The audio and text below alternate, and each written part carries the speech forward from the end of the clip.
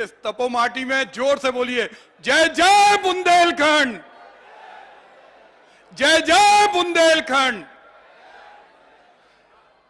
मां चंडिका देवी की इस तपोमाटी में, आला उदल की करम भूमि में हमारे बुंदेलखंड के दूर दराज से पधारे हुए कांग्रेस परिवार के सम्मानित साथीगण, मातृशक्ति, हमारे नौजवान भाइयों,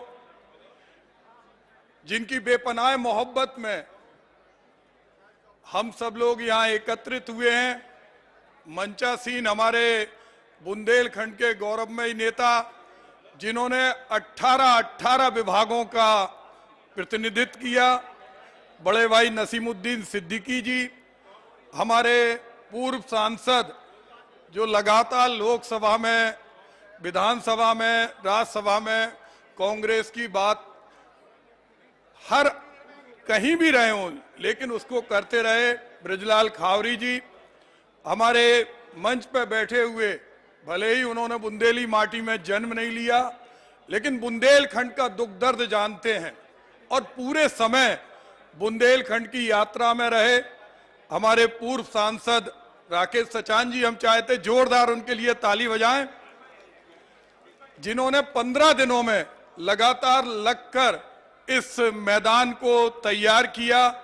हमारे राष्ट्रीय सचिव प्रदीप नरपाल जी, हमारे राजेश तिवारी जी, हमारे झांसी के पूर्व जिला अध्यक्ष और जिन्होंने राष्ट्रीय स्तर पर कांग्रेस को एक ताकत दी, मध्य प्रदेश के प्रभारी भाई सुधांशु त्रिपाठी जी, हमारे मंच पे बैठे हुए एक और मालवा की माटी से आए हुए हमारे राष्ट्रीय सचिव, इनका नाम इसलिए वाजिब है कि जब 15 दिन से यहाँ पर हम सबको बिठाने के लिए काम कर रहे हैं। हम चाहते जोरदार इनके लिए भी ताली बजाएं। भाई सत्यनारायण पटेल जी लगातार जो बुंदेलखंड के लिए समर्पित हैं, हमारे संचालन कर रहे भाई अखिलेश जी, राहुल भाई, राहुल लिछारिया जी, अरविंद जी, हमारे उरई के, बांदा के और सब जगह के सभी जिला अध्यक्ष, हमारे पूर्व विधायक भाई ब्रजेंद्र व्यास जी, मंचा आसीन हमारे बुंदेलखंड की जान, क्योंकि बुंदेलखंड चाहे उत्तर प्रदेश में हो चाहे मध्य प्रदेश में हो, बुंदेलखंड एक है। उसके हमारे सभी क्रांतिकारी विधायकगण, सम्मानित साथियों, हम बुंदेलखंड के लोग हैं और हम जानते हैं, हम अपने अपमान का बदला लेना जानते हैं और ये हमें विरासत में मिला है। चाहे झांसी की रानी लक्ष्मीबाई हो, चाहे झलकारी बाई हो, गुलाम गोश्त का हो या आला उदल हो या महाराजा छत्रसाल हो, उन्होंने कभी अपमान सहा नहीं। आज वो लोग सत्ता में हैं। हमारे यहां से उमा भारती चुनाव लड़ी थी और बोलती थी कि मैं सत्ता में आऊंगी तो 2 साल में बुंदेलखंड प्रांत बना दूंगी, नहीं तो मैं गंगा के अंदर आत्महत्या कर लूंगी। और हमारे प्रधानमंत्री ने कहा था झांसी के मैदान में कि बुंदेलखंड पिछड़ा है, हम सत्ता में आए तो हम बुंदेलखंड राज्य बनाएंगे। राजनाथ सिंह ने कहा, ये थूकने और चाटने वाले लोग हैं, ये वो लोग हैं जिन्होंने किसानों को कुचलकर इस देश की अंतरात्मा को झंझोड़ा है। ये ठोकने वाले लोग, ये कुचलने वाले लोग आज सत्ता से बेदखल होना चाहिए। हर पल पर ये झूठ बोलते हैं। हमारे प्रधानमंत्री जी झांसी आए, उन्होंने बुंदेली माटी का अपमान किया। झांसी के अंदर जब किले के अंदर गए, 100 करोड़ रुपए खर्च हुए, लेकिन उन्होंने विजिटर बुक में एक अक्षर भी नहीं लिखा। आपको अपमान करने का हक किसने दिया? मोदी जी, आप बुंदेलखंड आए थे, आपने लाइट एंड साउंड कार्यक्रम प्रारंभ नहीं किया, आप महोबा आए, यहां पर वो बातें बोल के गए जिन बातों से बुंदेलखंड का कोई भला होने वाला नहीं है। हमारी प्रियंका दीदी ललितपुर के अंदर जब हमारे भाई बलवंत राजपूत ने फोन किया, राजेंद्र शर्मा ने जब संदेश भेजा, उस समय की खाद की किल्लत है, हम कोई 15 लाख रुपए नहीं मांग रहे, हम कोई बुलेट ट्रेन नहीं मांग रहे, हम कोई ऐसी चीज नहीं मांग रहे हमारे किसान भाई, केवल खाद मांग रहे थे। 7 किसानों की जान केवल ललितपुर के अंदर गई, लेकिन बाहरे योगी ढोंगी, बाहरे मोदी बाबा, आपके मन से एक शब्द भी उन किसानों के लिए नहीं निकला। आपको कोई मतलब नहीं है। आपने झांसी के अंदर सेंट्रल एग्रीकल्चर यूनिवर्सिटी, जो आजाद हिंदुस्तान की सबसे पहली यूनिवर्सिटी है, जिसको जब राहुल गांधी ने और मैं जब सांसद था उसको झांसी में शिलान्यास कराया, तो आपने एक शब्द भी ये नहीं बोला कि हम जिसका उद्घाटन कर रहे हैं ये किसकी देन है। ये वो लोग हैं जो लोग बुंदेलखंड के अंदर सिर्फ जुमलेबाजी करते हैं। आप बताइए इन्होंने बुंदेलखंड में क्या दिया?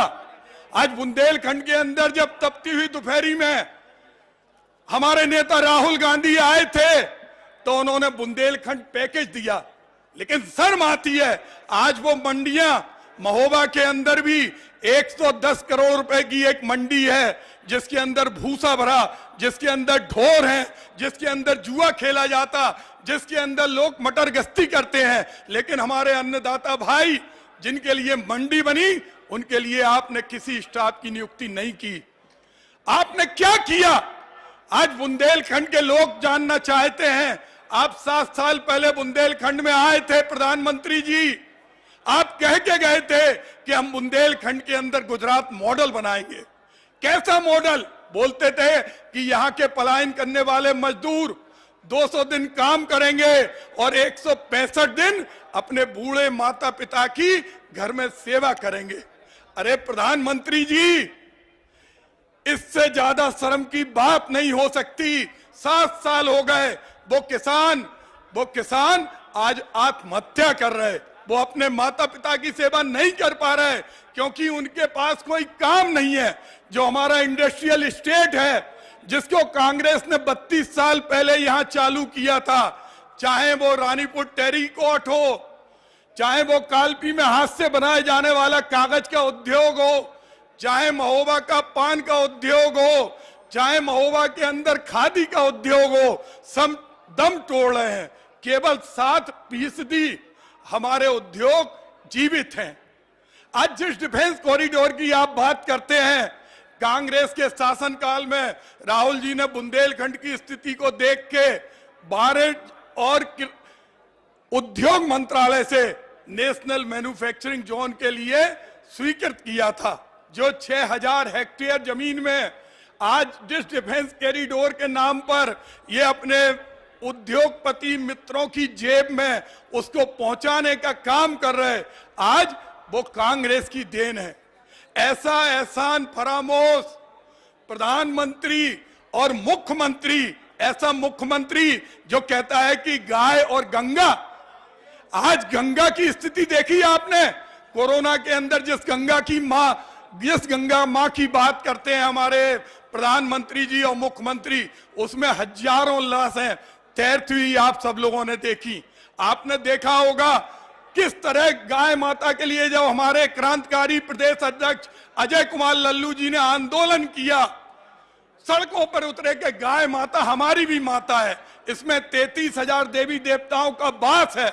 उस समय हमारे घरों पर पुलिस लगा दी, सेना लगा दी, सीआरपीएफ लगा दी, और आज वो गाय माता जगह जगह भटक रही हैं।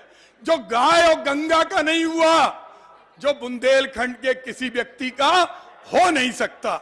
आज हमें अपने अपमान का बदला लेने का समय है।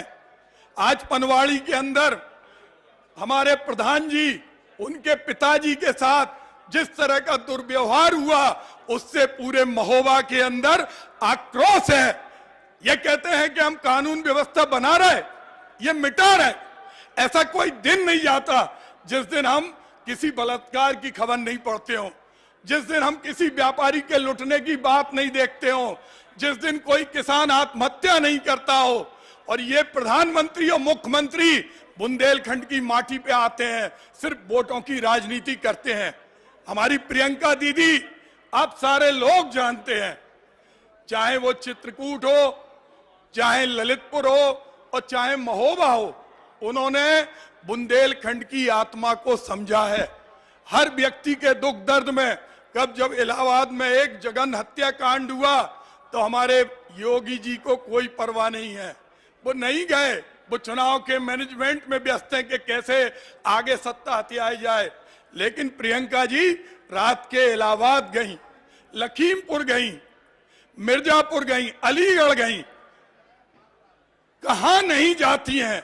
आज आप इतनी तपती दोपहरी में बैठे हैं, इनके पास ये वो लोग हैं जो भगवान राम को भी धोखा देते हैं, उनके नाम की उगाही कर कर अपना घर चलाते हैं, मां गंगा को धोखा देते हैं, देश की संसद को धोखा देते हैं। किसी देश के अंदर किसी व्यक्ति ने नहीं देखा होगा कि जिसमें साष्टांग होकर ड्रामा करके हमारे प्रधानमंत्री जी गए, उनके स्वास्थ्य मंत्री कह रहे कि ऑक्सीजन से एक ही व्यक्ति की मृत्यु हुई। मैं आपसे कहना चाहता हूं, अगर आप इस सरकार से निजात पाना चाहते हैं और समाजवादी पार्टी और बहुजन समाज पार्टी इनकी बी गैंग है, एक सांपनाथ है, एक नागनाथ है और एक बिच्छूनाथ है। 32 साल में इन्होंने उत्तर प्रदेश को लूटा है। इन तीनों के खिलाफ हमें अगर प्रियंका जी को हर जगह से जीत दिलाना है तो आप दोनों हाथ उठाइए ताकि हमारा जय जय बुंदेलखंड का नारा सशक्त हो। जय हिंद, जय बुंदेलखंड।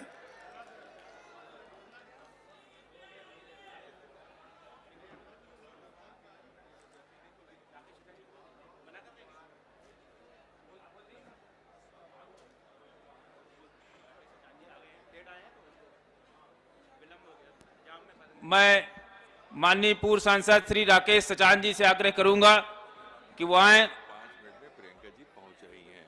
और संबोधित करें और बहुत ही जल्द हमारी सबकी प्रिय नेता माननीय प्रियंका गांधी जी आपके बीच में होंगी।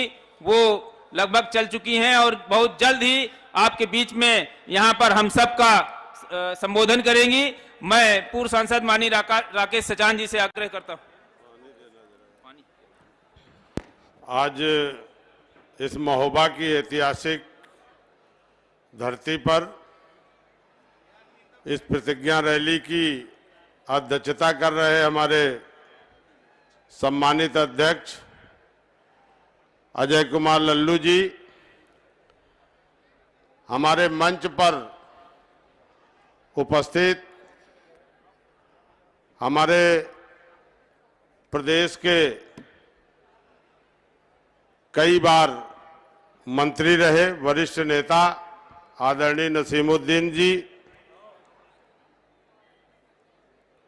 पूर्व सांसद और भारत सरकार में मंत्री रहे और लगातार बुंदेलखंड की लड़ाई को सदैव जिन्होंने संघर्ष किया, भाई आदित्य जैन साहब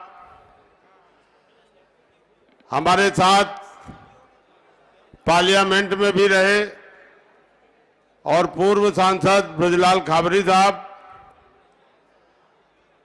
मंच पर अभी जब प्रतिज्ञा रैली चली थी तो लगातार हम लोगों के साथ पूरा समय दिया और राष्ट्रीय सचिव भाई सत्यनारायण पटेल जी, बहुत सारे नेता हमारे सम्मानित मंच में बैठे हैं, संगठन के महासचिव उपाध्यक्ष और पूर्व विधायक हमारे जयवंत सिंह जी से लेकर के जितने भी महिला अध्यक्ष जो हमारी करिश्मा ठाकुर से लेकर जितनी भी महिलाएं हैं, हमारे जितने भी नेता हैं, सभी सम्मानित मंच को मैं प्रणाम करता हूं। और इस छत्रसाल स्टेडियम में ऐतिहासिक महोबा की धरती में जो हमारे दूर दूर से पूरे बुंदेलखंड के कोने कोने से आए हैं किसान और हमारे मजदूर और जो भी कांग्रेस पार्टी के नेता कार्यकर्ता और चुनाव लड़ने वाले लोग आए हैं, मैं सभी का हार्दिक स्वागत और अभिनंदन करता हूं कि उन्होंने अपने प्रयास से इस ऐतिहासिक मैदान को भरने का काम किया। और आज इस प्रतिज्ञा रैली में अभी जो प्रभारी है प्रियंका जी, वो भी आपके बीच में आएंगी। और हमारे अभी तमाम साथी चारों तरफ, चाहे फतेहपुर से हो, चाहे चित्रकूट, बांदा, तिराहे में तमाम बड़ा जाम लगा दिया है। सैकड़ों गाड़ियां वहां पर फंसी हुई हैं। बहुत ऐतिहासिक, जितने लोग मैदान में हैं उससे ज्यादा हमारे इस महोबा कस्बे में आसपास लोग घूम रहे हैं। आज की रैली, ये प्रतिज्ञा रैली, ये बताती है कि आने वाले 22 के चुनाव में कांग्रेस मजबूती से अपना प्रदर्शन करने जा रही है।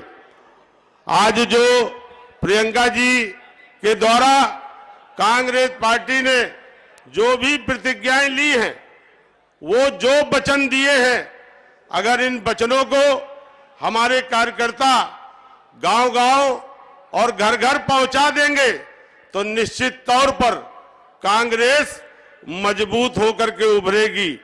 क्योंकि पहली बार नहीं है, हम 9 से 14 तक पार्लियामेंट में थे।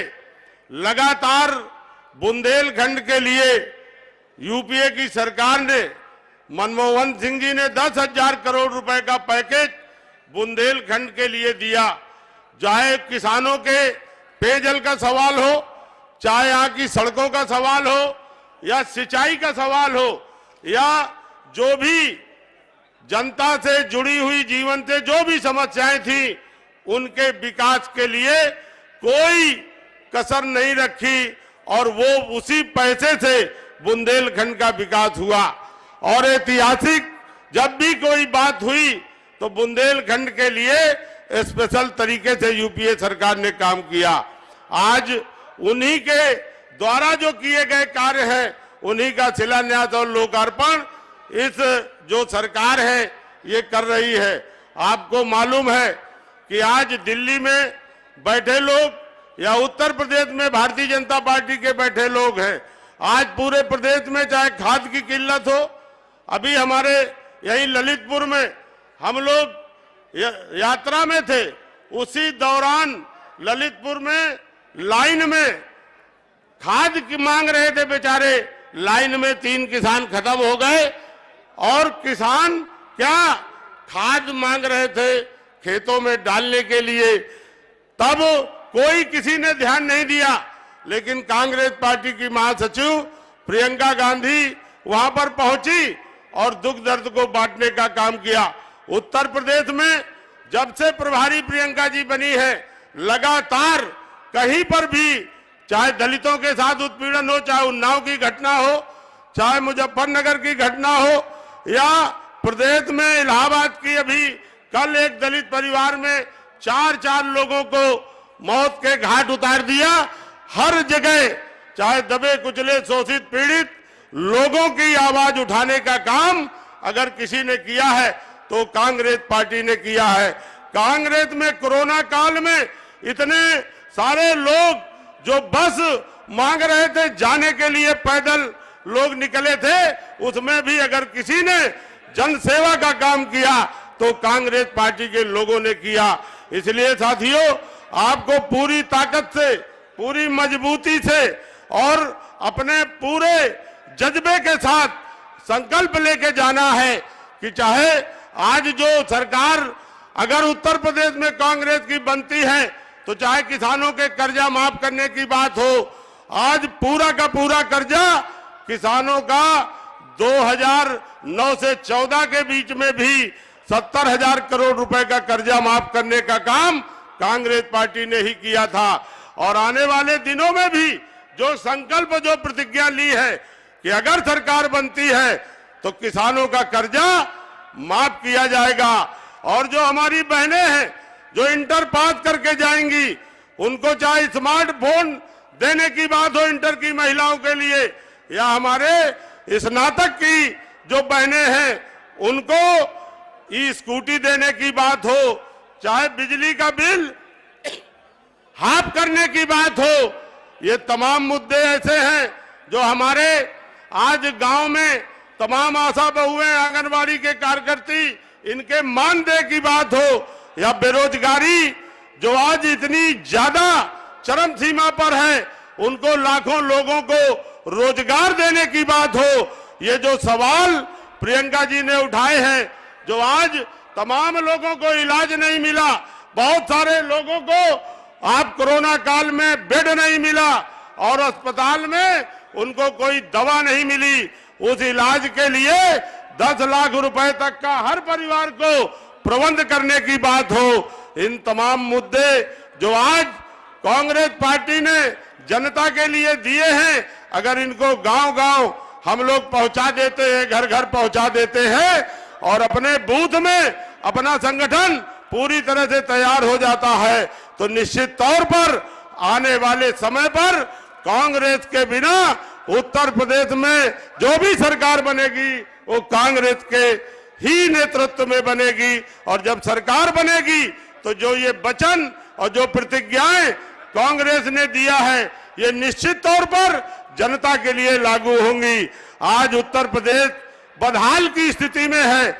आज आप कहते हैं कि हम 80 करोड़ लोगों को अन्न दे रहे हैं, इतनी गरीबी है, इतनी बेरोजगारी है और किसानों की आए दिन की जो स्थिति है, आप जान रहे हो कि क्या स्थिति है। इसलिए कांग्रेस के सामने चुनौती है।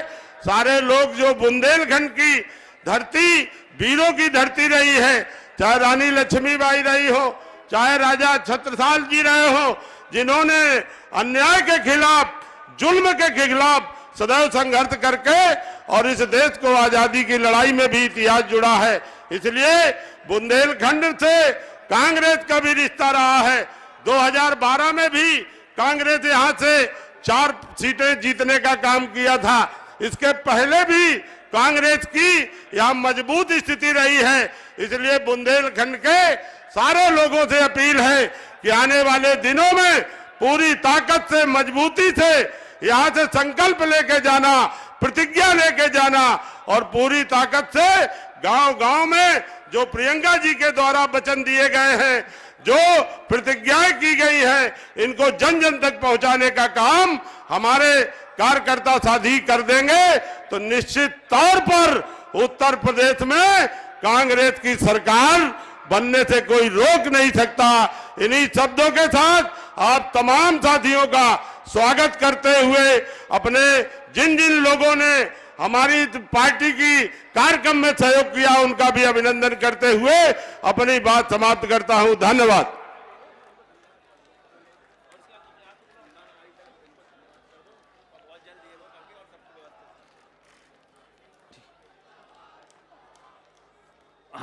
हमारे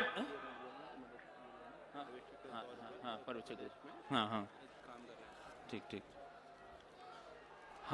हमारे बीच में मध्य प्रदेश से यहां पर पर्यवेक्षक के रूप में हम सबके बीच में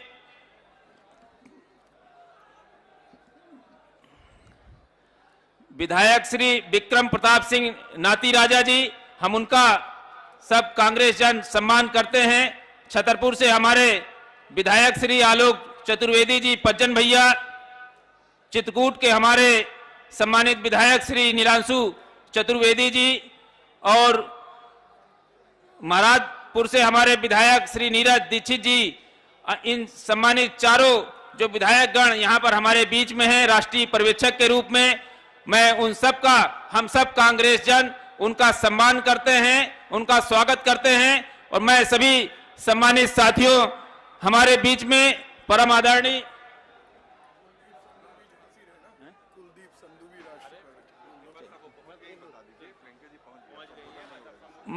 माननीय दीदी हमारे बीच में कुछ ही क्षणों में आने वाली हैं। उनका हेलीकॉप्टर लैंड हो चुका है और अब हमारे बीच में बहुत ही अविलंब हमारे बीच में हमारी प्रिय नेता माननीय प्रियंका गांधी जी हम सब के बीच में होंगी। आप लोग सब लोग जो बीच में खड़े हैं वो अपना स्थान भी ग्रहण करेंगे। जो बाहर खड़े हैं उन सब से हमारा आग्रह है कि वो इस मैदान में आकर के अपना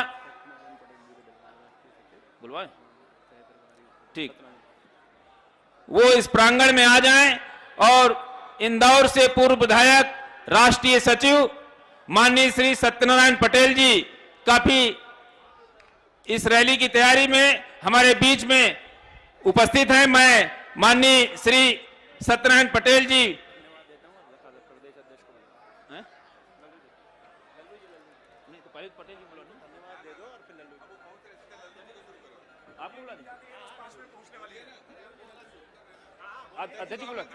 मैं धन्यवाद करते हुए आदरणीय श्री सत्यनारायण पटेल जी का अब अपने परम आदरणीय उत्तर प्रदेश के जुझारू अध्यक्ष, क्रांतिकारी अध्यक्ष, जिनके नेतृत्व में हम सब कांग्रेस जनता की लड़ाई लड़ने के लिए संकल्पबद्ध हैं और हर संघर्ष की लड़ाई को बुलंदी से कांग्रेस लड़ती है, ऐसे अपने प्रिय उत्तर प्रदेश के सम्मानित जुझारू अध्यक्ष परम आदरणीय श्री अजय कुमार लल्लू जी को आमंत्रित करता हूं कि इस विशाल जनसभा को उत्साह को बुलंदियों तक पहुंचाने के लिए हम सबको संबोधित करें। परम आदरणीय श्री प्रदेश अध्यक्ष अजय कुमार लल्लू जी।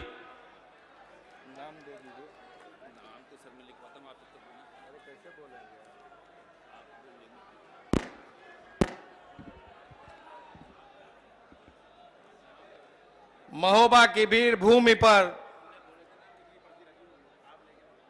आज के इस प्रतिज्ञा रैली में उपस्थित सम्मानित इस जनपद के सम्मानित अध्यक्ष आदरणीय लोधी जी, उपस्थित सम्मानित एआईसीसी के सेक्रेटरी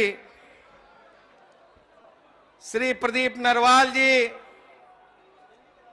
सम्मानित एआईसीसी के सेक्रेटरी श्री राजेश तिवारी जी, सम्मानित एआईसीसी के सेक्रेटरी श्री सत्यनारायण पटेल जी, उपस्थित बुंदेलखंड के आन मान शान और सम्मान और भारत सरकार के केंद्रीय मंत्री रहे आदरणीय प्रदीप जैन आदित्य जी, सम्मानित उत्तर प्रदेश सरकार के कई बार मंत्री रहे एमएलसी विधायक आदरणीय नसमुद्दीन सिद्दीकी जी, पूर्व सांसद आदरणीय श्री राकेश सचान जी, सम्मानित पूर्व सांसद आदरणीय ब्रिजलाल खाबरी जी, सम्मानित हमारे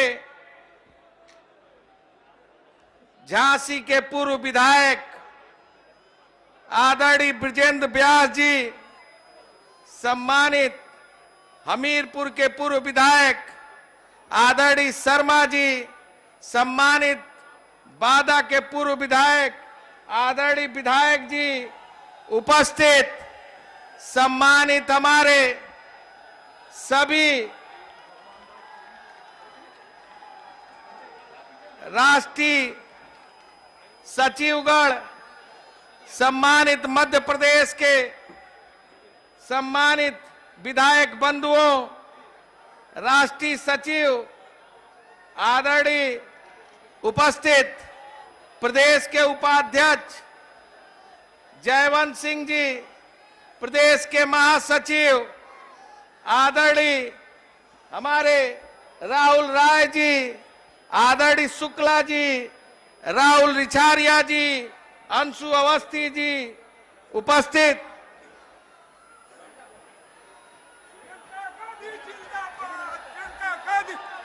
प्रियंका गांधी जिंदाबाद, जिंदाबाद जिंदाबाद, प्रियंका गांधी जिंदाबाद, जिंदाबाद जिंदाबाद, प्रियंका गांधी जिंदाबाद, जिंदाबाद जिंदाबाद, प्रियंका गांधी जिंदाबाद, जिंदाबाद जिंदाबाद, प्रियंका गांधी भूपेश बघेल, जिंदाबाद जिंदाबाद, प्रियंका गांधी भूपेश बघेल। जिंदाबाद जिंदाबाद।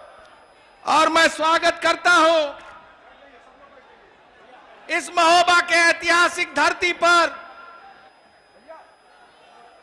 जो आला रूदल की धरती है, वीर भूमि है। मैं बुंदेलखंड के तरफ से आदरणीय प्रियंका गांधी जी का हार्दिक अभिनंदन, नमन और वंदन करता हूं और साथ में आए छत्तीसगढ़ के यशस्वी, लोकप्रिय दलित पिछड़ों की आवाज आदरणीय भूपेश बघेल जी का, मुख्यमंत्री छत्तीसगढ़ का मैं हार्दिक अभिनंदन, वंदन और स्वागत करता हूं।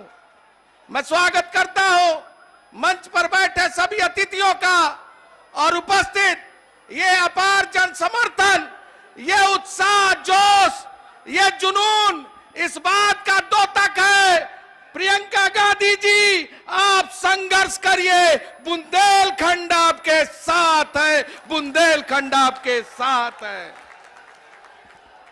बुंदेलखंड जिसकी अपनी एक पहचान है, बुंदेलखंड वीरों की धरती है, लेकिन गैर कांग्रेसी सरकारों ने बुंदेलखंड को जिस तरह लूटा है, खसोटा है, जिस तरह बुंदेलखंड के सीने को छलनी किया है, जिस तरह बुंदेलखंड के विश्वास के साथ धोखा किया है, बुंदेलखंड उसे भूल नहीं सकता। मैं बताना चाहता हूं ये वही वो धरती है जहां कर्ज के नाते जब किसान ने आत्महत्या की थी, जब पानी न मिलने के नाते लोगों को खेती का संकट था, आदरणीय राहुल गांधी जी जब इसी बुंदेलखंड में आए थे, बुंदेलखंड के लोगों की आवाज और पीड़ा को सुनने का काम किया था और 10,000 करोड़ रुपया बुंदेलखंड वासियों को पैकेज के रूप में देने का काम किया था। आज ये जो सड़कें आपको दिख रही है, आज यहां मंडी दिख रही है, आज यूनिवर्सिटी दिख रही है, तो अगर किसी ने बनाने का काम किया तो आदरणीय राहुल गांधी जी यूपीए की सरकार ने किया। अगर किसानों का कर्जा 72,000 करोड़ रुपया माफ किया तो आदरणीय राहुल गांधी जी और यूपीए की सरकार ने किया। मैं कहना चाहता हूं दीदी, ये वो धरती है बुंदेलखंड जहां मैं 2 वर्ष पहले आया था। यहां किसानों ने कर्ज के नाते आत्महत्या कर लिया था।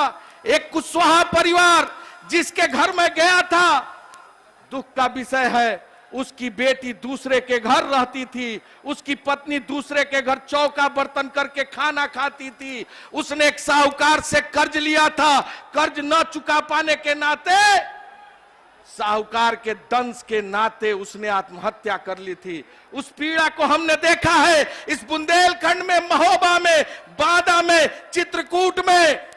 बुंदेलखंड के उन तमाम जगहों पर जाकर वहां के किसानों के दर्द को झेला है। अन्ना जानवरों से यहां का किसान परेशान है, रात दिन अपने खेतों का पहरा करता है। ये जो हमारी माताएं बहनें हैं दिन भर अपनी खेतों का पहरा करने पर विवश है। ओलावृष्टि, अतिवृष्टि से, बेमौसम बारिश से लोगों का फसल बर्बाद हो गया। बीमा कंपनी आई, बीमा की, लेकिन बुंदेलखंड वासियों को 1 रुपया मुआवजा देने का काम नहीं किया। आपको याद होगा जब ललितपुर में एक खाद के लिए लाइन लगाता हुआ किसान, जब यूरिया नहीं मिला था, जिसके नाते उसे आत्महत्या करना पड़ा था। ये बुंदेलखंड की धरती है, ये बुंदेलखंड की धरती है जहां की संपदा को बहुजन समाज पार्टी ने लूटा, समाजवादी पार्टी ने लूटा, भारतीय जनता पार्टी आज यहाँ के रेत और गिट्टी को, पहाड़ों को लूट रही है, उसके ठेकेदार लूट रहे हैं। सीबीआई की जांच चल रही है, लेकिन सरकार के कृपाग्रस्त, सरकार के संरक्षण में खुलेआम लूट हो रही है और बुंदेलखंड के लोग भूख से मर रहे हैं, पीड़ा से मर रहे हैं, पानी का संकट झेल रहे हैं। मैं कहना चाहता हूं आज इस बुंदेलखंड को एक बार पुनः जरूरत है, आज जरूरत है। आज बुंदेलखंड के लोग आस और विश्वास लगाए बैठे हैं, उन्हें भरोसा है कि एक दिन फिर राहुल गांधी जी, प्रियंका गांधी जी बुंदेलखंड में आएंगे, वादा करेंगे और निश्चित तौर से बुंदेलखंड का एक एक किसान यह जानता है, नौजवान जानता है, माताएं जानती है कि अगर प्रियंका गांधी आई हैं, अगर आपसे वादा करके जाएंगी, उस वादे को निभाने का काम करेगी। ये बुंदेलखंड फिर समृद्ध और खुशहाली के रास्ते पर जाएगा। आपको भरोसा है कि नहीं? हाथ उठाकर बताइए, हाथ उठाकर बताइए, हाथ उठाकर बताइए। ये आवाम की आवाज है। दीदी सुनिए, बुंदेलखंड पुकार रहा है। प्रियंका गांधी जी बदलाव की आदि है, जिसका नाम जिसका नाम जिसका नाम जिसका नाम जिसका नाम ये आवाज है, ये लोगों का विश्वास और भरोसा है। बहुत बहुत धन्यवाद। जय हिंद, जय भारत, जय कांग्रेस, जय बुंदेलखंड। शुक्रिया अजय कुमार लल्लू जी, हमारे माननीय अध्यक्ष उत्तर प्रदेश कांग्रेस कमेटी के। साथियों, आज आप सबके बीच में जिसका आपको इंतजार था वो पल आ चुका है और हमारी नेता प्रभारी प्रियंका गांधी जी आपके बीच में हैं। प्रियंका गांधी, आपको इतनी जोर से बोलना आवाज लखनऊ तक जानी चाहिए। प्रियंका गांधी। तो मैं बिना किसी विलंब के दलित पिछड़ों की आवाज, छत्तीसगढ़ के मुख्यमंत्री, हमारे सबके आदरणीय पाए अपनी बातें रखें, भूपेश बघेल। बुंदेलखंड की पावन धरती को नमन करते हुए मंच में उपस्थित हमारे राष्ट्रीय महामंत्री और उत्तर प्रदेश के प्रभारी आदरणीय श्रीमती प्रियंका गांधी जी, प्रदेश कांग्रेस कमेटी के अध्यक्ष भाई अजय लल्लू जी, प्रदीप जैन जी, ब्रिजराज साबरी जी, राकेश सचान जी, नसमुद्दीन सिद्दीकी जी, जगदीश शर्मा जी, प्रवीण नरवल जी, तुलसीदास लोधी जी, विजेंद्र व्यास जी, सत्यनारायण पटेल जी, हमारे मध्य प्रदेश के विधायक आलोक चतुर्वेदी जी, नीरज दीक्षित जी, विक्रम सिंह नाती राजा जी, नीलांशु चतुर्वेदी जी और साथ ही भाई राजेश तिवारी जी और हमारे अखिल भारतीय कांग्रेस कमेटी के सभी पदाधिकारीगण, प्रदेश कांग्रेस कमेटी के सभी पदाधिकारीगण, मंचस्थ सभी अतिथिगण, उपस्थित भाइयों बहनों, युवा साथियों, प्यारे बच्चों और पत्रकार साथियों, ये बुंदेलखंड की धरती, ये वीरों की धरती है। इस धरती ने अन्याय कभी बर्दाश्त नहीं किया। एक सीमा तक के बर्दाश्त करते हैं और उसके बाद जो अन्याय करने वाले हैं उसको साफ कर देते हैं। ये वो धरती। आदरणीय साथियों, आजकल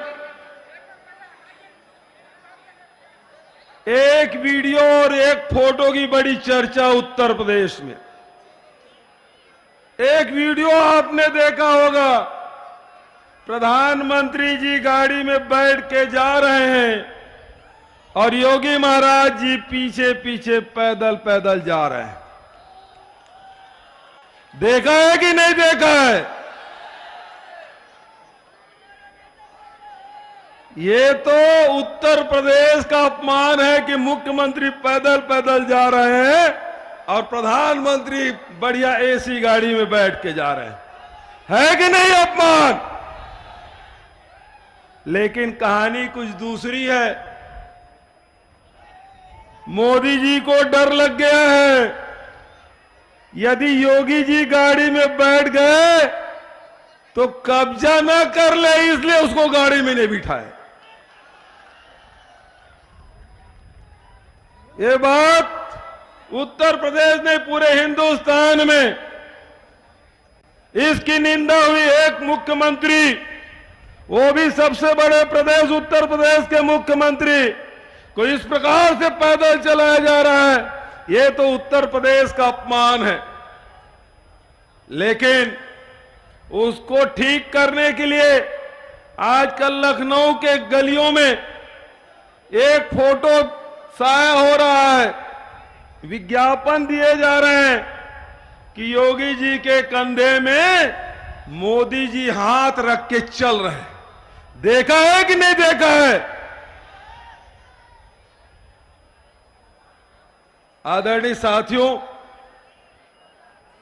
ये बेहद शर्मनाक और बेहद आपत्तिजनक और हमारे परंपरा के विपरीत है। आज तक के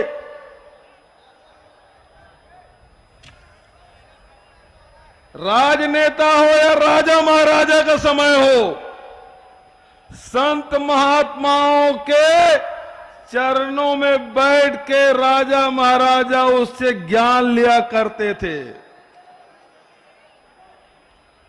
संत महात्माओं का इतना आदर कि हमारे राष्ट्रीय अध्यक्ष सोनिया गांधी जी जब शंकराचार्य से मिलने जाती हैं, शंकराचार्य जी सिंहासन में बैठे हैं और सोनिया जी नीचे बैठ के उनसे आशीर्वाद ले रही हैं। लेकिन वाह मोदी जी, आप तो संत महात्माओं से ऊपर उठ गए। आज तक के किसी संत महात्मा का किसी राजनेता में कंधे में हाथ नहीं रखा था। यह संत महात्माओं का अपमान है, हमारे भारतीय परंपरा का अपमान है। आज तक एक भी आदमी बता दे किसी साधु संत के कंधे में कोई व्यक्ति हाथ रखा हो। अरे साधु संतों से तो आशीर्वाद लिया जाता है।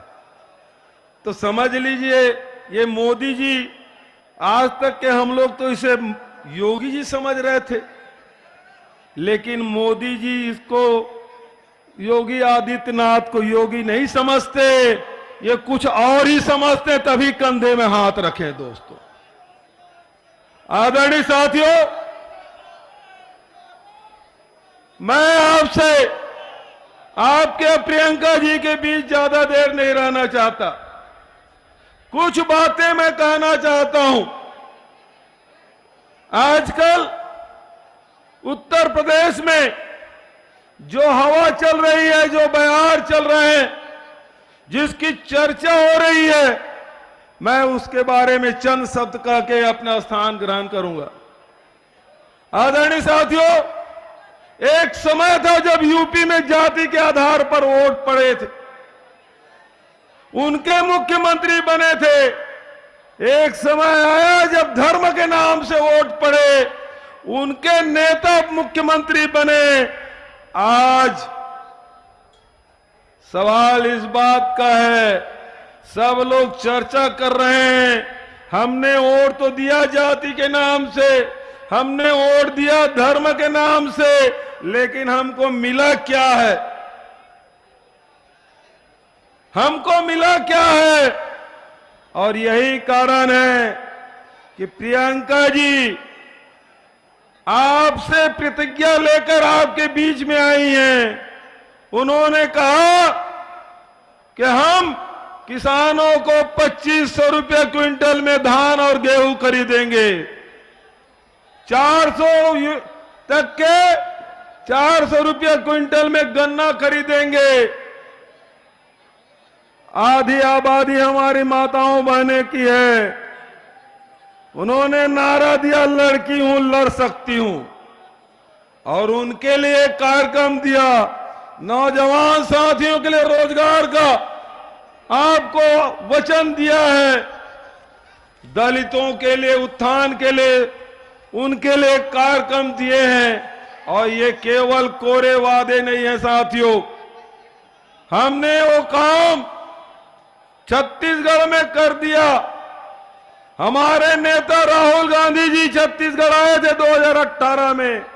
उन्होंने किसानों से कहा, हमारी सरकार बनी तो 10 दिन के भीतर में सारे किसानों के ऋण माफ हो जाएंगे। राहुल जी के बात पर किसानों ने विश्वास किया, 3/4 बहुमत हमें दी। राहुल जी शपथ ग्रहण में आए थे, मनमोहन सिंह जी की शपथ ग्रहण में आए थे। शपथ ग्रहण संपन्न हुआ, राहुल जी को एयरपोर्ट में छोड़े, हम लोग सीधा राहुल जी दिल्ली के लिए उड़े, हम लोग सीधा मंत्रालय गए। राहुल जी दिल्ली के एयरपोर्ट में भी नहीं उतरे थे। 18 लाख किसानों के 9,000 करोड़ रुपया हमने माफ कर दिया। यही बात प्रियंका जी कह रही हैं कि उत्तर प्रदेशों को किसानों का ऋण माफ होगा। अब आप बताइए कि किसानों का ऋण माफ होना चाहिए कि नहीं होना चाहिए?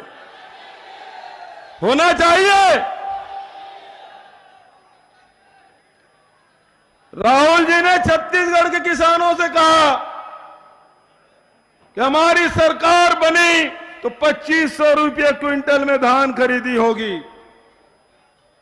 और आप देख रहे हैं पूरे हिंदुस्तान में सबसे ज्यादा यदि धान का रेट कहीं मिल रहा है तो छत्तीसगढ़ में मिल रहा है। 2500 रुपये क्विंटल में हमने धान खरीद के दिखा दिया है। क्या यहां नहीं खरीदी होना चाहिए? यहां गेहूं की कीमत 2500 नहीं होना चाहिए? होना चाहिए तो मैं आपसे हाथ उठा समर्थन चाहता हूं। बिजली बिल आधा की बात, मैं ये सारे काम हमने छत्तीसगढ़ में किए। ये तो गौ माता के पूजा करने वाले लोग हैं, लेकिन आजकल गौशाला में गौशाला चलाने वाले मोटे हो रहे हैं और गौ माता दुबली हो रही है। लेकिन हमने छत्तीसगढ़ में ये हमारे यहां भी फसल चराई होती थी, जानवर खुले में घूम रहे थे, सड़कों पे घूम रहे थे। हमने निर्णय लिया गोधन न्याय योजना का, और उस योजना में क्या पूरे हिंदुस्तान में कोई सरकार गोबर नहीं खरीदती साहब। हमारे छत्तीसगढ़ में 2 रुपया किलो हम गोबर खरीद रहे हैं। 2 रुपया किलो में गोबर, उससे वर्मी कंपोस्ट भी बना रहे हैं, उसे गोकाट भी बना रहे हैं। अब तो बिजली भी उत्पादन हम कर रहे हैं।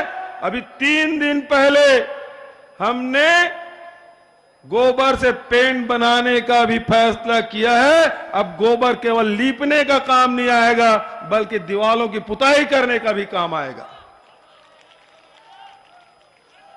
तो आदरणीय साथियों, मैं आपसे कहना चाहता हूं, जो काम छत्तीसगढ़ में हो रहा है वो उत्तर प्रदेश और बुंदेलखंड में भी होना चाहिए। होना चाहिए कि नहीं होना चाहिए? तो मेरे साथ एक बार जोरदार आप नारा लगाएं, और उसके बाद प्रियंका गांधी जी आएंगे, आपसे चर्चा करेंगे। प्रियंका गांधी, कांग्रेस पार्टी। मैं कहूंगा बुंदेलखंड से आई आवाज, आप कहेंगे प्रियंका गांधी जिंदाबाद। तैयार है? बुंदेलखंड से आई आवाज, बुंदेलखंड से आई आवाज। एक बार जोरदार सामने से लेकर आखिरी तक सब लोग मुट्ठी तान के नारा लगाएंगे, बुंदेलखंड से आई आवाज। धन्यवाद। जय हिंद, जय बुंदेलखंड।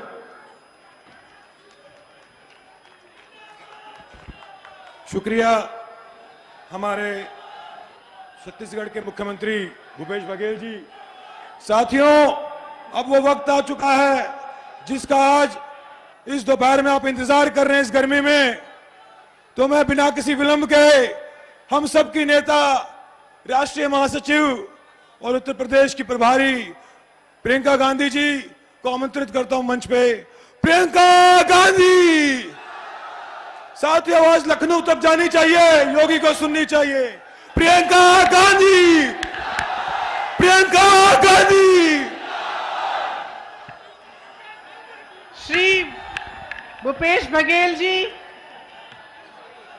श्री अजय कुमार लल्लू जी, श्री नसीमुद्दीन सिद्दीकी जी, श्री प्रदीप जैन आदित्य जी, ब्रिजलाल खाबरी जी, राकेश सचान जी, श्री जयवंत सिंह जी, श्री आलोक चतुर्वेदी जी, श्री विक्रम सिंह जी, श्री नीरज दीक्षित जी, श्री विजेंद्र व्यास जी, शोमन भाई जी, श्री जगदीश नारायण शर्मा जी, श्री सुरेंद्र सिंह जी सरसेला, श्री तुलसीदास लोधी जी, यहाँ पर उपस्थित सारे नेतागण,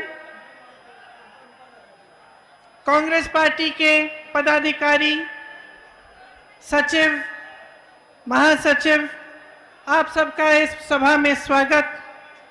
इसके साथ साथ बुंदेलखंड के सब भैया बहनन को राम राम, और सब मड़ियन को, सब मोड़ियन को बहुत बहुत प्यार। हमारे बड़े भाग की हमको आल्हा उदल, रानी लक्ष्मीबाई, झलकारी बाई, महाराजा छत्रसाल, दीवान हरदौल, राष्ट्र कवि मैथिली शरण गुप्त, स्वामी ब्रह्मानंद महाराज की महान और वीरों की धरती पर आबे को मौका मिलो। महोबा वालों, यहाँ आकर मुझे बहुत खुशी हो रही है और एक तरह से थोड़ा दुख भी है। 2 हफ्ते पहले मैं आप ही के बुंदेलखंड में ललितपुर गई थी। मैंने सुना कि 2 किसानों ने आत्महत्या की है और 2 किसानों की मृत्यु खाद की लाइन में खड़े खड़े हो गई। तो मैंने सोचा कि मुझे जाना चाहिए, मिलना चाहिए। और जो मैंने देखा, जो मैंने सुना, उससे मुझे खास तौर पे बुंदेलखंड के लोगों के लिए बहुत दुख हुआ। जब मैं वहां पहुंची तो एक छोटे से घर में उन किसानों के परिवार के सदस्य बैठे थे। मैंने उनकी विधवाओं से बात की, उनकी बेटियों से बात की, उनके भाइयों से बात की। पता चला कि सिंचाई का पानी नहीं मिल रहा था। अचानक 2-3 दिनों के लिए अच्छी तरह से बारिश हुई। जब बारिश हुई तो बहुत खुश हो गए थे। उन्होंने सोचा कि अगर अच्छी खाद डाल दूं तो फसल अच्छी तरह से उग जाएगी। तो खाद वितरण केंद्र में गए। वहां पे उन्होंने, लाइन लगी थी, लाइन में खड़े हो गए। 2-3 दिन लाइन में खड़े रहे। घर नहीं आए, कुछ खाने को नहीं मिल रहा था, जो भी आसपास मिल रहा था वो मिल गया। पीने को पानी नहीं मिला। लाइन में खड़े खड़े उनकी मृत्यु हो गई। जो 2 किसानों ने आत्महत्या की, वे भी लाइन में खड़े खड़े मायूस हो गए।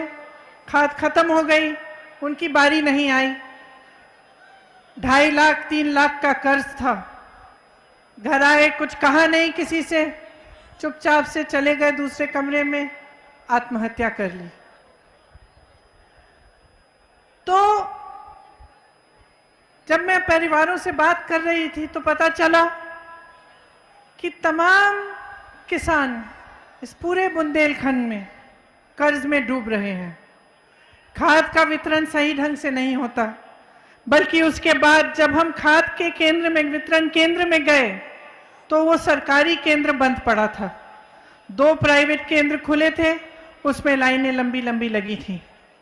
खाद नहीं मिल रही है, मटर, चना, गेहूं का दाम नहीं मिलता, सिंचाई के लिए पानी नहीं है। भूपेश बघेल जी ने कहा कि आवारा पशु की जो समस्या है वो सिर्फ उत्तर प्रदेश में नहीं है, सिर्फ बुंदेलखंड में नहीं है, छत्तीसगढ़ में भी थी। लेकिन जब सरकार की नीयत ठीक थी, इनकी सरकार ने एक ऐसी व्यवस्था बनाई, ऐसी योजना बनाई कि अब वहां पे ये समस्या नहीं है। वो कह रहे हैं कि गोबर को भी खरीदते हैं, किस लिए? ताकि ये समस्या दूर हो, ताकि आवारा पशु न घूमे। यहाँ उत्तर प्रदेश की सरकार तो ये मानती और पहचानती भी नहीं है कि ये एक बड़ी समस्या है। हम 2019 के चुनाव में जब यहाँ आए थे तो मुझे याद है कि यही समस्या सब किसानों ने बताई। आज 2 साल हो गए हैं, 3 साल होने को जा रहे हैं, अभी भी ये समस्या, इस समस्या को हल करने के लिए कुछ नहीं किया गया है। 1500 किसानों ने आत्महत्या की है सिर्फ बुंदेलखंड में। आप सब जानते हैं कि महंगाई किस तरह से बढ़ रही है, डीजल और पेट्रोल का क्या दाम हो चुका है। यहां से बहुत पलायन होता है, और पलायन इसलिए होता है क्योंकि रोजगार बुंदेलखंड में नहीं मिलता। आपने देखा कोरोना के समय जिनका जहां बड़े बड़े शहरों में बुंदेलखंड के भाई बहन थे, उनको किस तरह से घर आना पड़ा। परिवार, पूरा परिवार पैदल चल रहा है, नंगे पांव चल रहा है, खाने को नहीं है, कोई मदद नहीं है सरकार से। जब कांग्रेस पार्टी ने कहा कि हम बसें देंगे तो सरकार ने बसें ली नहीं हमसे, और अब जब इनकी बड़ी बड़ी मीटिंग होती है तो बसों की लाइन लग जाती है कि बस भरो, लाइए मीटिंग में लिए कि दिखे कि कितनी भीड़ आई है हमारी मीटिंग में। लेकिन जब जरूरत थी आपको, जब आपके बेटे, आपके भाई बहन दिल्ली से, अन्य शहरों से पैदल यहां आ रहे थे, क्योंकि लॉकडाउन अचानक किया गया बगैर उनके बारे में सोचे, तब ये सरकार कहां थी? तब इनकी बसें कहां थी? आपको मालूम है कि नहीं कि आज देश में किसान की आय 27 रुपए है प्रतिदिन, केवल 27 रुपए। जब मैं ललितपुर गई, उसी के 2-3 दिन बाद प्रधानमंत्री जी ने झांसी में एक बड़ी रैली की, शायद यहां महोबा भी आए, अपने जहाज में आए झांसी। आपको मालूम है कि वो जहाज कितने रुपए का है? 8,000 करोड़ का वो जहाज, वो एक जहाज प्रधानमंत्री जी का है। उस जहाज में वो यहां आते हैं भाषण देने के लिए, लेकिन आपकी आय नहीं बढ़ा पाते। उस जहाज में आते हैं लेकिन किसानों का कर्ज माफ नहीं कर सकते। आपको मालूम है कि प्रधानमंत्री जी के बड़े बड़े उद्योगपति मित्रों की आय कितनी है? प्रतिदिन 10,000 करोड़ रुपए कमाते हैं, और आप 27 रुपए में कमा रहे हैं, और आपके लिए ये सरकार कुछ नहीं कर रही है।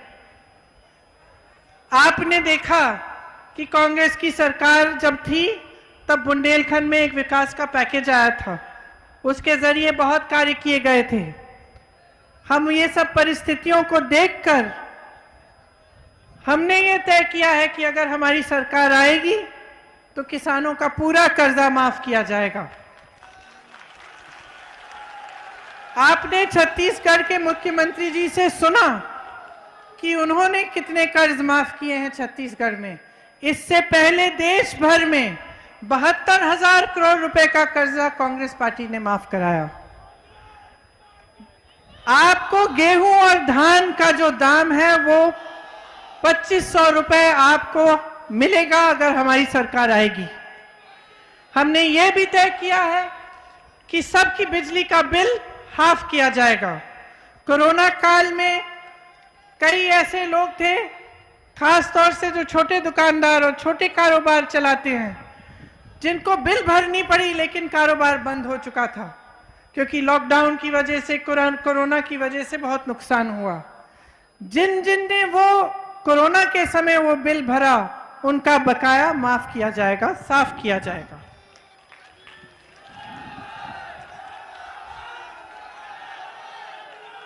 हमने ये भी तय किया है कि जो आवारा पशु की समस्या है उसको दूर करने के लिए जो छत्तीसगढ़ में मॉडल है वही हम यहाँ पे भी करवाएंगे, ताकि यहाँ पे भी जो ये समस्या इतनी बड़ी हो चुकी है कि मेरी बहनें भी रात रात, मैंने सुना है कि आप भी रात रात खेत में बैठी रहती हैं आवारा पशुओं को भगाने के लिए, मेरे भाई भी बैठते हैं, तो ये समस्या इससे दूर हो जाएगी। आप सब जानते ही हैं, मुझसे अच्छी तरह जानते हैं कि बेरोजगारी कितनी है प्रदेश में। जहां जहां मैं जाती हूं नौजवान दिखते हैं, बहुत पढ़े लिखे भी होते हैं, सब ने अपनी मेहनत की कमाई से सबसे पहले अपने बच्चों को पढ़ाया है। कुछ बच्चे बीए पास हैं, कुछ आईटीआई पास हैं, कुछ ने कोर्स किए हुए हैं, लेकिन रोजगार नहीं मिल रहा है। लॉकडाउन की वजह से काफी दिक्कत हुई, काफी धंधे भी बंद हुए, कारोबार बंद हुए। इस बीच हमारे प्रधानमंत्री जी योगी आदित्यनाथ जी कहते हैं कि देश के लिए तपस्या कर रहे हैं। मैं बताना चाहती हूं, आप कोई तपस्या नहीं कर रहे हैं, अपने बड़े बड़े जहाजों में घूम रहे हैं। तपस्या इस देश का श्रमिक कर रहा है, इस देश का नौजवान कर रहा है।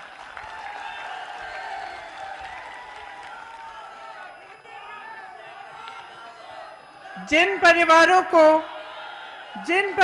को सबसे ज्यादा आर्थिक मार कोरोना के समय मिली, जिनके जो सबसे ज्यादा गरीब हैं, जिनके छोटे छोटे कारोबार बंद हुए, उनके लिए अगर कांग्रेस की सरकार आएगी तो 25,000 रुपए दिए जाएंगे ताकि वो फिर से अपने पैरों पर खड़ा हो सके। हमने तय किया है कि 20 लाख सरकारी रोजगार दिलवाएंगे और अगर कोई भी बीमारी हो, कैसी भी बीमारी हो, तो 10 लाख रुपए तक सरकार इलाज कराएगी।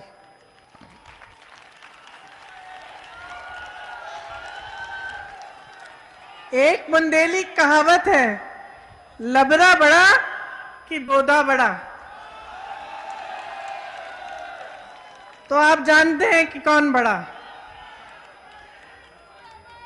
योगी जी, मोदी जी, भाजपा के सब नेता यहां आकर मंच पर खड़े होकर आपके सामने झूठा प्रचार करते हैं, बड़े बड़े वचन देके जाते हैं। आपने अब खुद परख लिया है कि उन वचनों को किस तरह से वो निभाते हैं। आपने तो देखा है कि झूठे विज्ञापन भी देते हैं। अब कल ही आपने देखा होगा, मोदी जी गए, उद्घाटन किया उन्होंने, जेवर में एक बहुत बड़ा एयरपोर्ट बनेगा, हवाई अड्डा बनेगा। तो सब अपनी सोशल मीडिया पे जितने भी इनके नेता हैं सब फोटो लगाने लग गए। सबने देखा कि बहुत बढ़िया है जेवर का एयरपोर्ट। पता चला चीन की फोटो है। और नोएडा में शिलान्यास करने गए थे। चाइना के एयरपोर्ट की फोटो लगाते हैं, अमेरिका की फैक्ट्रियों की फोटो लगाते हैं अपने विज्ञापनों में, आंध्र प्रदेश के बांध की फोटो लगाते हैं। तो इनको तो कोई परवाह ही नहीं है कि सच्चाई बोलनी चाहिए जब जनता के सामने आते हैं। उनको ये एहसास नहीं हो रहा है, वो समझ नहीं पा रहे हैं कि आपके प्रति कोई जवाबदेही है उनकी। वे समझ रहे हैं कि उनका काम सिर्फ चुनाव में झूठे वचन देना, यहाँ आना, मंच पर तमाम आपके सामने वचन दें, उसके बाद आपको भूल जाएं, चुनाव जीत जाएं। उसके लिए कुछ भी प्रयोग हो तो ठीक है, धर्म का प्रयोग करेंगे, जाति का प्रयोग करेंगे, अलग अलग प्रयोग करेंगे। अब देखिए, कोई नहीं कहता कि जाति का अधिकार आपको नहीं मिलना चाहिए, आपको पूरी तरह से मिलना चाहिए। राजनीति में धर्म का, जाति का प्रतिनिधित्व पूरी तरह से होना चाहिए, लेकिन चुनाव के समय आपके विकास के मुद्दे की बात होनी चाहिए।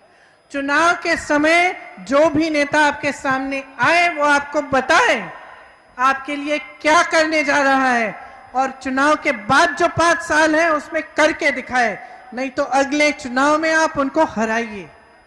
ये बात जब तक आप नहीं समझेंगे, जब तक आप अलग अलग तरह की राजनीति के जाल में आप फंसे रहेंगे, तो आपका विकास नहीं होगा। तो जो भी आपके सामने आएगा वो समझेगा हम कुछ भी कह सकते हैं, चुनाव जीत के जाएंगे, उसके बाद हम भूल जाएंगे, तो किसी को परवाह नहीं है, कोई हमसे जवाब नहीं मांगेगा।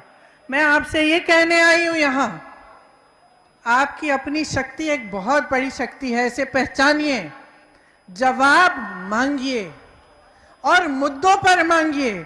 अगर सिंचाई का पानी नहीं है तो क्यों नहीं है? अगर बड़े बड़े हवाई जहाजों को खरीदने का पैसा है, हजारों करोड़ हैं, तो आपके बकाए माफ क्यों नहीं हो रहे हैं? अगर उद्योगपति, बड़े बड़े उद्योगपति मित्र जो हैं भाजपा के, अगर हजारों करोड़ कमा रहे हैं हर रोज, तो आप 27 रुपए क्यों कमा रहे हैं? आप कब पूछेंगे ये सवाल? कब तक आप ये नौटंकी देखते रहेंगे अपने सामने कि आपके सामने झूठ बोला जा रहा है, खोखले वचन दिए जा रहे हैं आपको, और आप चुप बैठेंगे? मैं जानना चाहती हूं आपसे, क्या आप आवाज उठाने के लिए तैयार हैं कि नहीं? अपना हक मांगने के लिए तैयार हैं कि नहीं? जोर से बोलिए। ये आपके हक हैं। यहां का पान प्रसिद्ध है, इसको बढ़ाने के लिए, इसका व्यापार बढ़ाने के लिए क्या किया गया है? जैतपुर की खादी के लिए क्या किया गया है? बरुआ सागर की अदरक के लिए क्या किया गया है? मऊरानीपुर की टेरिकॉट के लिए क्या किया गया है? जालौन के मटर के लिए क्या किया गया है? बुंदेलखंड की मूंगफली के लिए क्या किया गया है? कोई योजना बनाई है कि आप जब उसका व्यापार आगे बढ़े? कोई उद्योग बनाए हैं इन्होंने नए। गौरा पत्थर यहाँ का सोना है और यहाँ क्या हो रहा है, बड़े बड़े पूंजीपति लूट रहे हैं इसको। इनकी जो नई खनन की नीति है भाजपा की, इससे रॉयल्टी बहुत महंगी हो चुकी है। मैं जब यहां आ रही थी तो हेलीकॉप्टर से आई तो देख रही थी नीचे क्रशर लगे हुए हैं। मुझे बताया गया कि यहाँ पे कम से कम 450 क्रशर होते थे, आज 50 से 60 बचे हैं। बालू का ट्रक 9,000 रुपए में मिल रहा में है, सॉरी हाँ 9,000 रुपए का था बालू का जो ट्रक, आज 50,000 रुपए का हो चुका है। कारोबार पूरी तरह से बर्बाद हो गया है। हजारों मजदूर बेरोजगार हैं। ढाबा का जो व्यवसाय होता था खनन के चलते अच्छा चलता था, उसको नुकसान हुआ है और पूरी तरह से भूमाफिया सक्रिय हो गई है। भाजपा की मित्र बड़ी बड़ी बाहरी कंपनियों को ला रहे हैं यहाँ पे, लेकिन स्थानीय लोगों को कुछ नहीं मिल रहा है। अधिकारियों ने एक वसूली गैंग बना रखी है। आपने देखा होगा कि कबरई के क्रशर कारोबारी इंद्रकांत त्रिपाठी की किस तरह से हत्या हुई। आज भी उनके हत्यारे फरार हैं, आज भी उनको पकड़ा नहीं है। बुंदेलखंड पर्यटन में बुंदेलखंड एकदम आगे बढ़ सकता था। यहां अपार संभावनाएं हैं। भाजपा के विधायक पर्यटन के नाम पर जमीन कब्जे कर रहे हैं, अवैध धंधा कर रहे हैं, गौशालाओं के नाम पर धंधा कर रहे हैं। गौशालाओं की बुरी हालत है। यहां के संसाधनों पर किसका हक है? सबसे पहला हक आपका है, किसी और का हक नहीं है। अगर आपको बदलाव लाना है तो सबसे पहले राजनीति में बदलाव लाना पड़ेगा। सबसे पहले आपको ऐसे नेता चुनने पड़ेंगे जो सिर्फ वचन और बड़े बड़े भाषण नहीं, लेकिन काम करके दिखाएंगे आपके लिए।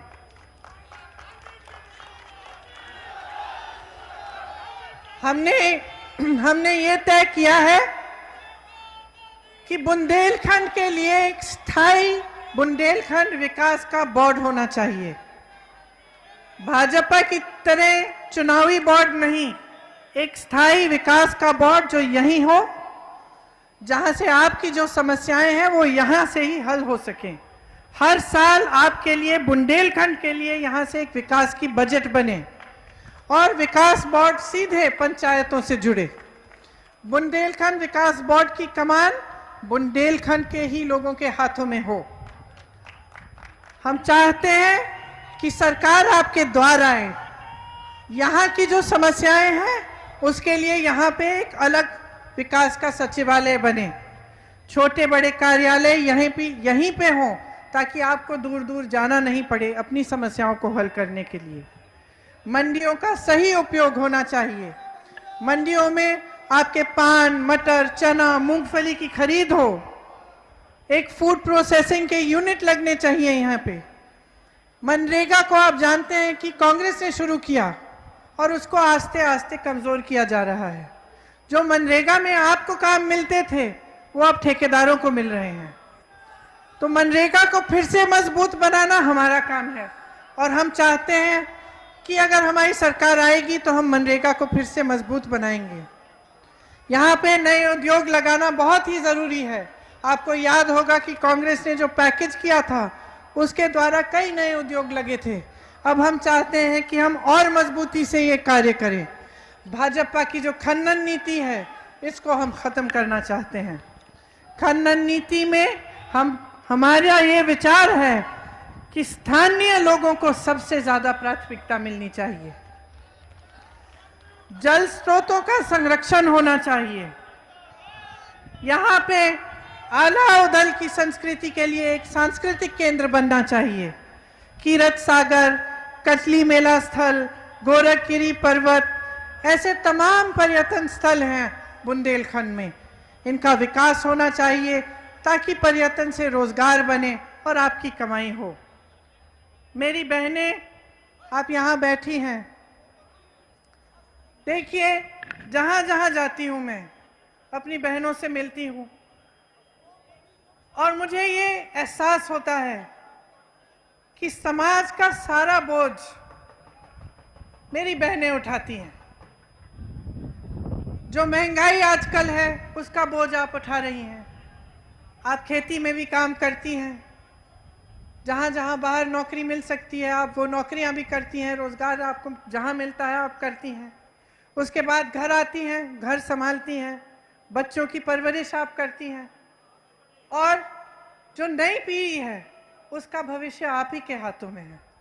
मैं भी एक महिला हूँ, मैं समझती हूँ कि आप पर कितना बोझ है और कितनी शक्ति, कितने सम्मान के साथ आप उस बोझ को उठाती हैं। देखिए, आज की जो परिस्थिति है, सरसों का तेल इतना महंगा हो गया है। आपको सरकार ने कहा कि एक गैस का सिलेंडर देंगे, गैस का सिलेंडर चलो दे दिया। क्या उससे आपकी समस्याएं खत्म हो गई? क्या सरकार का आपके प्रति यही एक जिम्मेदारी थी कि एक गैस सिलेंडर पकड़ा दें, कि कोई और भी जिम्मेदारी थी? आपको मजबूत करने की जिम्मेदारी, आपके हाथों में अपनी शक्ति देने की जिम्मेदारी।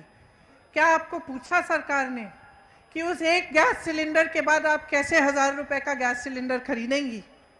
आज टमाटर खरीदने जाएंगे तो आपको पेट्रोल डीजल के दाम का टमाटर नहीं मिल रहा है। तो स्थिति इतनी खराब हो चुकी है और जहां जहां मैं जाती हूं मैं अत्याचार देखती हूं। कल इलाहाबाद में गई, एक परिवार से मिली, पूरे परिवार को मार डाला, गला काट दिया, पिता का गला काट दिया, 10 साल के बच्चे का गला काट दिया और माँ और 17 साल की बेटी का बलात्कार करके मारा, उनको मार डाला। और महिलाएं रो रही थी, वह कह रही थी एक ही पुरुष है अब हमारे परिवार में, ये बाहर काम करते हैं, हम अकेली अपनी सुरक्षा कैसे करेंगे? हमें कौन देखेगा? हमारे साथ इतना बड़ा हादसा हुआ है और सरकार हथियारों के पक्ष में है, उनकी मदद कर रही है। वे भाजपा के नेता को जानते हैं, उनमें से एक भाजपा का एक छोटा मोटा नेता भी है। सरकार उनका संरक्षण कर रही है और हमारे लिए कोई नहीं है। और मुझे ऐसा लगा कि जहां जहां कुछ हो रहा है वहां ललितपुर में भी जिन किसानों ने आत्महत्या की, जो लाइन में जो गुजर गए, उन्होंने छोड़ा क्या? मेरी बहनों को अकेले छोड़ा और मेरी बहनें ही, महिलाएं ही अब समस्याओं का हल ढूंढने की कोशिश कर रही हैं। तो जिस तरह से महिलाओं के साथ अत्याचार हो रहा है प्रदेश में, जिस तरह से मेरी बहनों के साथ शोषण हो रहा है, उसका एक ही मुकाबला है कि महिलाएं अपनी शक्ति अपने हाथों में लें, अपने पैरों पर खड़े हों, अपनी लड़ाई अपने आप लड़ें। इसीलिए जहां जहां जाती हूं मैं कहती हूं कि हमारा नया नारा ये है, लड़की हूं, लड़ सकती हूं।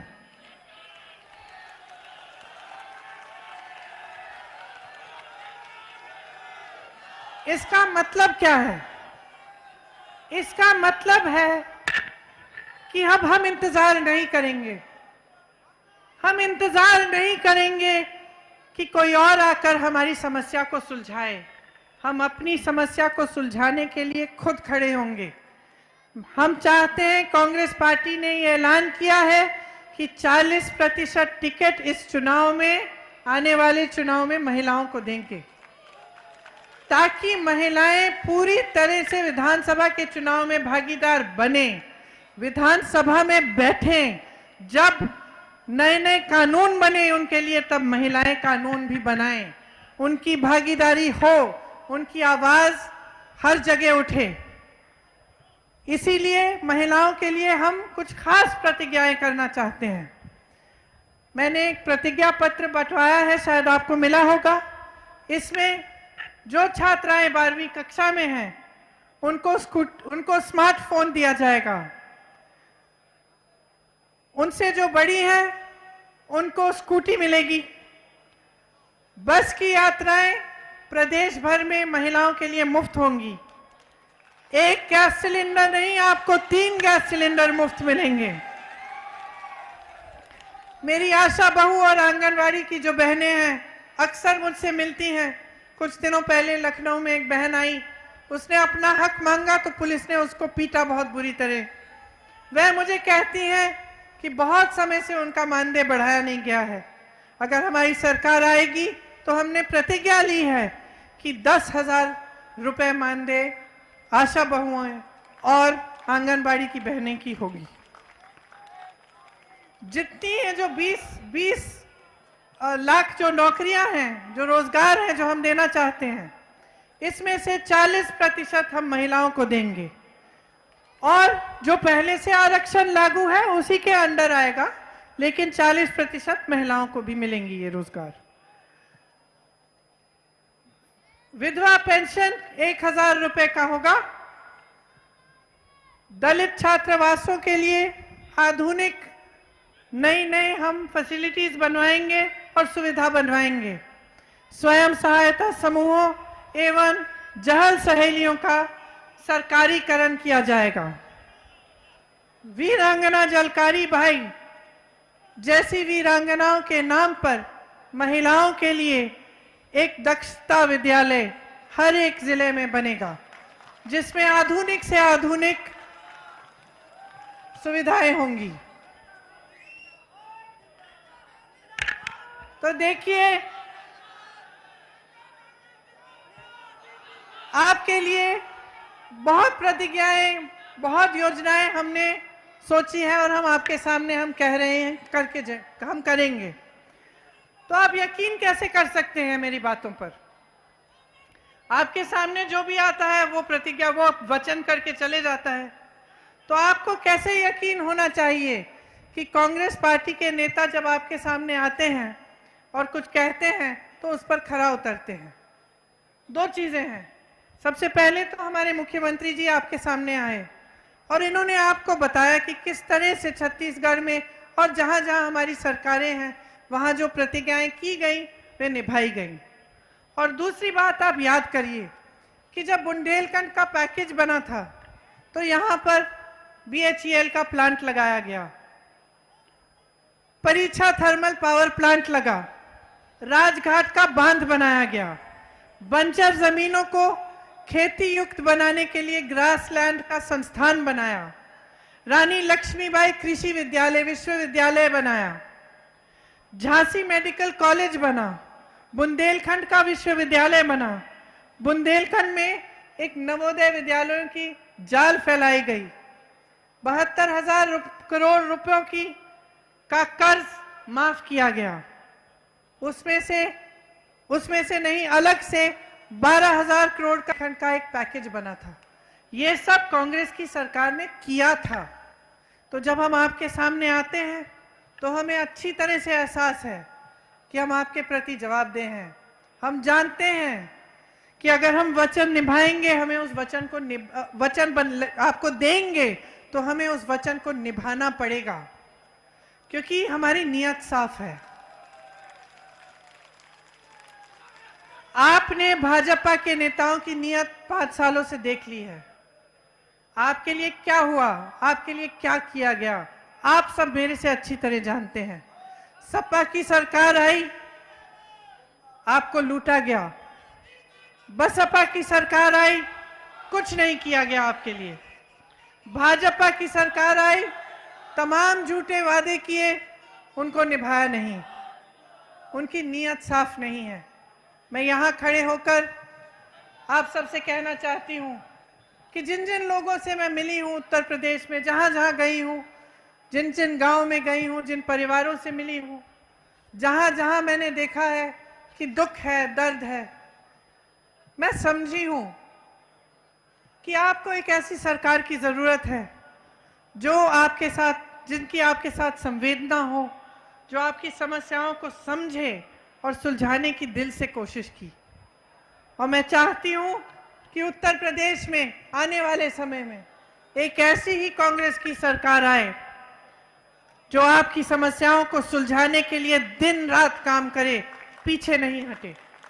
तो आपसे आग्रह करती हूं कि आप अपनी शक्ति को अच्छी तरह से पहचानिए, उसको मजबूत बनाइए। मेरी बहनें यहाँ हैं, एक बहुत बड़ी शक्ति है। आप चाहें तो ये प्रदेश बदल सकता है, लेकिन आपको चाहना पड़ेगा, आपको समझना पड़ेगा और आपको अपनी शक्ति को पहचान कर आगे बढ़ना पड़ेगा। आपको बहुत बहुत धन्यवाद। बुंदेलखंड की जय, बुंदेलखंड की जय, बुंदेलखंड की जय। जय हिंद। दीदी, हमारे जो महोबा के लोग हैं आपको कुछ भेंट करना चाहते हैं। सबसे पहले मैं सागर सिंह ये निमंत्रण करता हूं।